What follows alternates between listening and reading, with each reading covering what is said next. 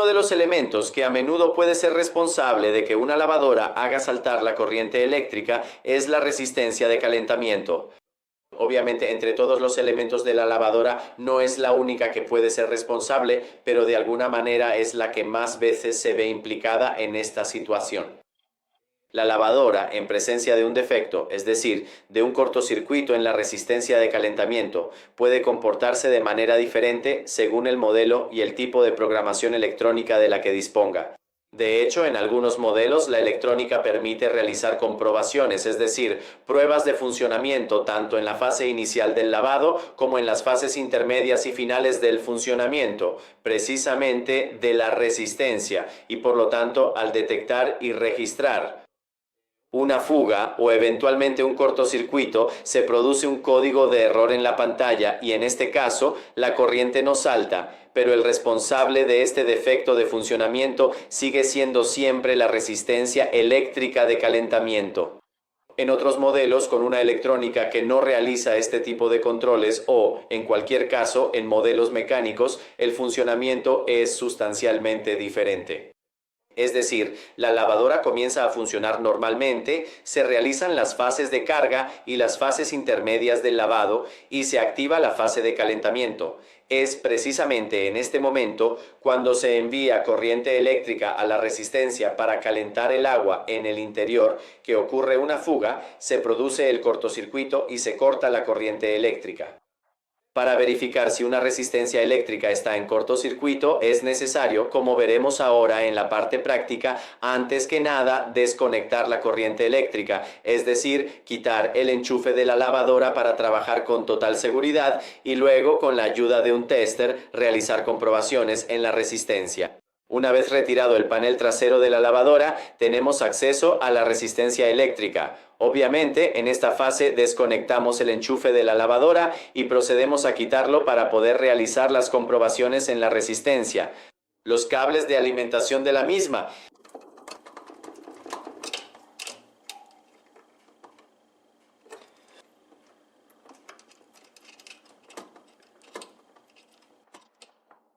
De este modo podemos trabajar directamente sobre las resistencias y por lo tanto realizar las comprobaciones necesarias.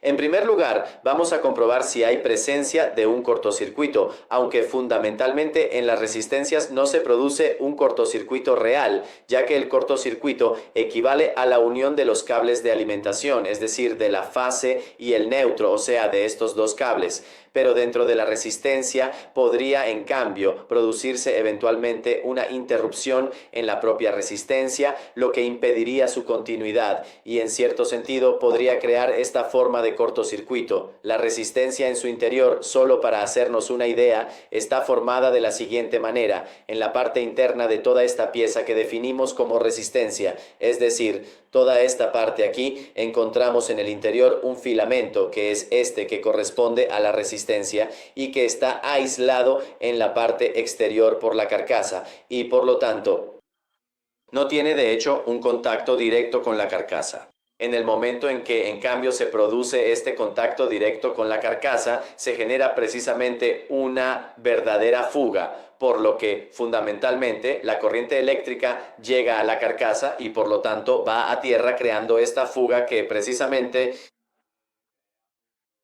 hace que salte la corriente eléctrica. Como decíamos, la resistencia está dentro de esta carcasa. Podría interrumpirse por algún motivo y, por lo tanto, ahora vamos a comprobar cómo constatar si existe esta condición o, eventualmente, si hay presencia de una masa a tierra. Para hacerlo, utilizaremos un tester que colocaremos inicialmente en la escala de ohmios más baja, es decir, en 200 ohmios. Con las dos puntas nos posicionaremos en los dos fastón de la resistencia eléctrica. En este caso, la resistencia arroja un valor de 26 ohmios y fundamentalmente es una resistencia eléctrica que funciona. El valor que normalmente se obtiene es de 30 ohmios fundamentalmente. En cambio, Si en esta resistencia hubiéramos tenido, por ejemplo, una interrupción como vimos anteriormente en esta otra resistencia, es decir, si dentro de esta resistencia no hubiera esa continuidad, al colocar las puntas en los dos extremos, veríamos en el tester que precisamente porque no hay esa continuidad dentro de la resistencia, el valor permanecería invariable. En este caso se queda en 1, pero si hubiéramos tenido un tester que partiera de 0, habríamos obtenido precisamente el valor de 0. Así que en este caso, esta indicación, al tener este tipo de medición, nos dice que la resistencia no está funcionando porque está interrumpida y por lo tanto también podría definirse como un cortocircuito.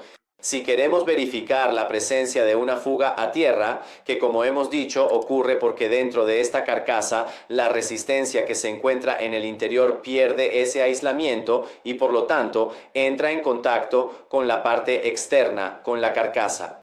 Para verificar si hay presencia de una masa a tierra, ahora debemos mover el valor de la escala de ohmios de la más baja a la más alta, es decir, a los 2 megaohmios, de modo que podamos medir todos los valores que estén por debajo. También podríamos medir este valor, es decir, la presencia de una masa en una escala más baja del valor de los ohmios, pero esto no nos permitiría medir una masa que se encuentre por encima de un valor que no hayamos establecido como punto de referencia. Por eso se establece como valor el de los 2 megaohmios. En este caso debemos colocar las dos puntas de prueba, una en la fase y la otra en la tierra. Y luego, eventualmente, invertir la posición de las puntas para verificar en el tester el valor que se muestra. En presencia de una masa, en el tester veremos que este valor cambia, es decir, pasará de la posición de 1 a aumentar y nos mostrará el valor correspondiente a la presencia de la masa. Lo mismo podemos hacer, obviamente, invirtiendo las puntas de prueba y midiendo en el otro fastón y en la tierra, para verificar precisamente la presencia de una masa.